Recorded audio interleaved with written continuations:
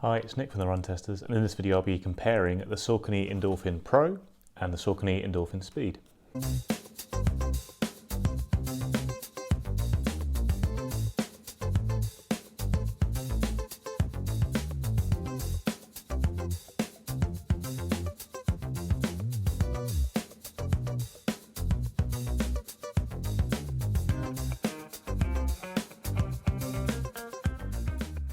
So what are these two shoes? The Endorphin Pro is Saucony's carbon plate racing shoe, the kind of rival to the Nike Vaporfly and all those other new carbon shoes out there this year. And the Endorphin Speed is the training partner to the Endorphin Pro. It has a nylon plate and it's designed to kind of be used for more running, to get you used to the feel of the shoe, so you then switch to the Endorphin Pro to smash out your PB on race day. So let's start with the kind of key stats of the shoe and the price. The Endorphin Pro is going to set you back £190 or $200, whereas the Endorphin Speed is a bit cheaper. It's £155 or $160. They both have an 8mm drop from heel to toe, and the weight's also quite similar. The Endorphin Pro weighs 233 grams, which is kind of 8 ounces dead on, whereas the Endorphin Speed is 240 grams at 8.5 ounces. That's in my UK size 9. Right, let's get into the design of the shoes. They both have kind of mesh uppers. It's kind of this ISOFIT upper on the Endorphin Pro. I found them both quite comfortable. I have found that you can see actually on the Endorphin Speed, I've had to really ramp it tight in the midfoot actually to kind of get that kind of lockdown fit, which I didn't really have with the Pro, but both are comfortable, both fit true to size for me. They've both got enough room in the toe box. Generally, yeah, pretty happy with the upper. There's a little bit more padding on the top of the Endorphin Speed compared to the Pro, but not a lot more. They're both reasonably comfortable, fairly stripped back, kind of for fast running shoes. In the midsole of the shoe, they're the same foam, which is Saucony's Power Run PB foam, which is a PIBA-based foam, much like the Zoom X foam in Nike's Vaporfly. Looks actually like Adidas's Boost, that kind of TPU polystyrene look, but it's not. It's PIBA based, which obviously is very soft, lightweight, all those kind of classic things you expect from PIBA based shoes. It's also a carbon plate in the midsole of the Endorphin Pro, but in the Speed it's a nylon plate, basically a little bit softer, less rigid. This is primarily designed to be a training shoe, so you can rack up more miles in this without the kind of stiffness that you have in the carbon plated Pro, which is purely designed for racing. They both also have Saucony speed roll technology. The idea here is to kind of roll you through your kind of foot strike and get you flying off your toes really comfortably, and that really is a standout feature of both shoes. They're very efficient on the foot, I feel like, on my runs as a result of this speed roll tech. Outsole wise, basically the same, not a lot there on the outsoles. These are road shoes, mostly designed, this one for racing, for fast running. I found that they grip okay. I think the Speed actually does offer a little bit more grip in the wet, even though it looks very similar in my experience. Neither are as grippy as something like Asics's Meta Racer or the New Balance Fuel Cell Elite, which has kind of those outsole spikes in it. But yeah, they're both okay grip-wise. You wouldn't want to do a whole lot of off-road running, I think, just because there's a fair bit of exposed foam on the bottom here, which you could gouge out, if you're on any kind of gravel.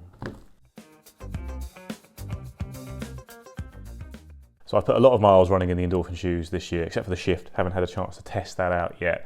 I actually had the Pro first, quite a long time before I had the Speed. And I put about 80k on it before I did the review. I think I've done about 100, 110, 120k in it now. It's holding up very well, I have to say, for a race shoe. And I really, really liked it. It was kind of the first carbon contender to Nike that I tried that I really thought came anywhere near the Nike shoes. Since then, a whole load have been released, and there's a lot more competition to the Pro now. But it's a really impressive shoe. It doesn't feel soft and kind of bouncy like the Nike, but it's very smooth and efficient. And it was notable, even when I did runs using it, kind of swapping to the Vaporfly and the Alphafly. This really feels just as efficient. It's a very impressive shoe. It runs even lighter than it's already pretty lightweight, and it's got a good responsive feel to it. So I've done quite a lot of track sessions in it. I've done a kind of a hard 15 miler finishing with half an hour, kind of around 3:40 a k pace. Done an all-out 5k. That was all early in the year, and then this week I took it back to the track for the first time I've run in it since having the Speed and logging a lot of miles in the Speed. I did kind of 8 1k reps at 320 per k, followed by some 200s.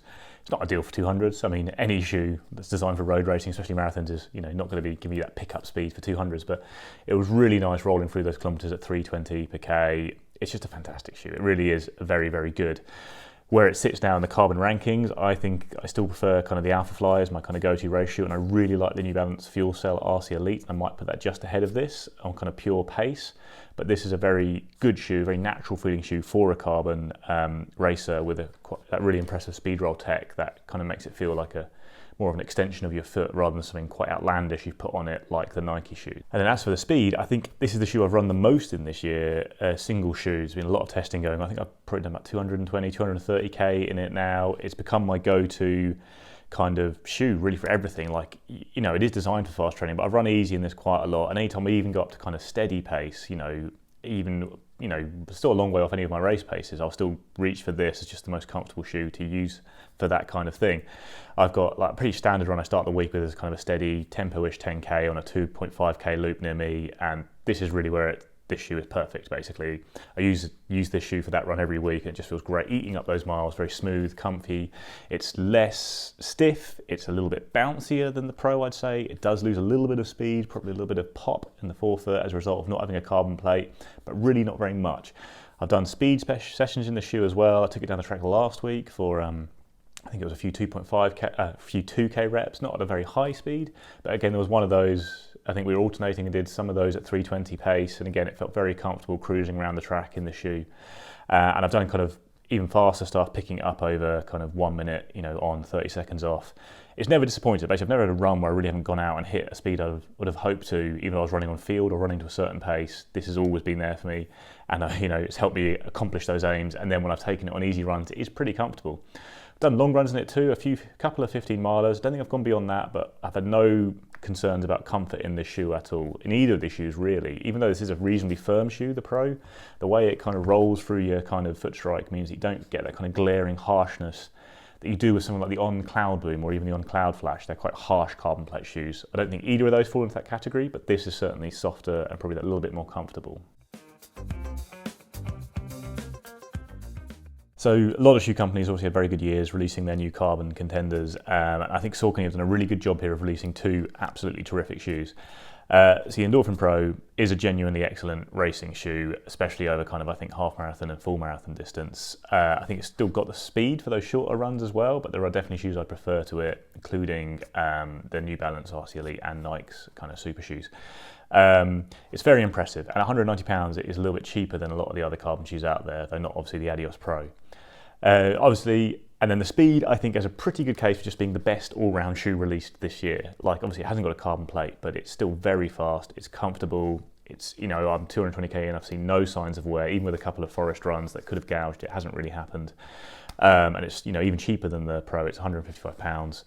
That puts it more into a bracket where I think it's more attainable for a lot of people, and I think it's just a downright incredibly impressive shoe. So in terms of what you pick, obviously, there is obviously a case of saying the simplest thing to do, if you want a racing shoe, you buy the Pro, and if you want a training shoe, you buy the Speed. That's obviously the truth. I mean, this is a racing shoe. It is a little bit faster than the Speed, if the difference is, it's £35, if you are going for pure speed and speed alone, then the Pro is the pick. I think that the Speed is the more impressive of the two shoes, though. I do think the Pro is kind of outgunned by a couple of shoes in terms of pure racers, even though they are more expensive, like New Balance's and Nike shoes are.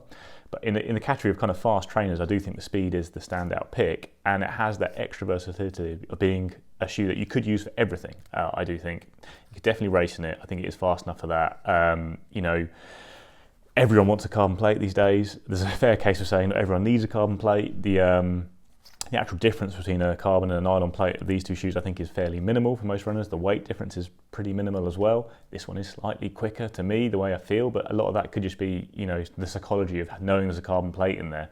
The Speed will, I think, help you deliver on all your running aims. And if you're someone who buys one shoe for a rotation, maximum two, this would be the shoe to go for. I think this is the best all-rounder option on the market right now. I think it's pretty durable, it's fast, it's comfortable. You can use it for everything, really. And it feels very natural on the foot. Whereas something like the Nike Zoom Tempo, I do think is a very fast shoe for training runs, but it's not very natural on the foot. It's a bit weird, and it's also got very high stacks. You're not legally meant to race in it in road races. This is kind of a more all-rounder, more versatile shoe. So all that said, if you are going for pure speed and speed alone, if you're going to pair this shoe with a training shoe, then the Pro is the faster racing option. Obviously, You know, most people consider that the best pick would just be to get both of these, because obviously this does feel quite a lot like the Pro, but in more training version. So for all your training runs, if you're going to train in this, race in this, that's the ideal setup. However, if you do want to race in something like the Nike, which is what I do, this is still my go-to training shoe. You don't have to match up your trainer and your racer from the same brand. I think this is the best all-round kind of fast trainer, versatile training shoe out there. So this is it's my pick of the two as a shoe I would actually use. But the Pro still has the speed edge, as you'd expect from the bona fide racing shoe in the Endorphin lineup.